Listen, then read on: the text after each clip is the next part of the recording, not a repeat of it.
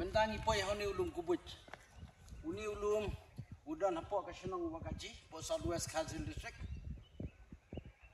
katai gede ke shenong wakaji nang ni ulum kubut pilaban yu ikaleng sodong lan pastai kan ulum kalai long sta nang ta syadu mau krot pada pectai lu syadu shenong ston uni ulum ulak ban yu i nomor long bahajrong ma kalau pec saudong ya kene omdon shu dawi par ulum udang lak ban kak lah ni banguit yung dulu. Telo lang ini aja nih.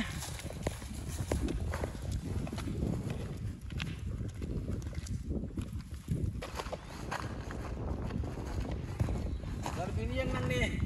Wow, kan lu kecil banget. Dan pasca ting ini ulum langpuin bat langnar. Laga syak ketika liang ini ulum kuba. Nang ta ini ilu jauh ulum nyangrang.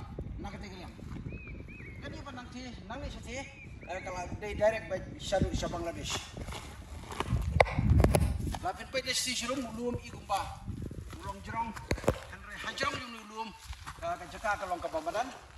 Bat kabag itu na. Di perlok lana piko apan man hakani kajaka. Atira bari ang bana nong stoy. Lani na mau pro. Kasrok kam de shu kabasti hodo katakta. Kajing sina kasrok thamai. Hadu ka sina kaji. La jandat. Nang ni nila bani ikan diang yung tilum kuba. Tilum kuba. Sini kibuan bahagi lum ki bejrong. Ndi tong nilum kubuj reti kalai long sun nang ta pin phai siti ulang ko klam ko telau lang puñ lang nar nyang ram tilum ki bejrong sing ni kathang. Te porlok sai sirpat ngan kedau biang sak snong ya ka ba lakha lapun bernala helasan hakani ke snong bala jutip ite ke snong wa gaji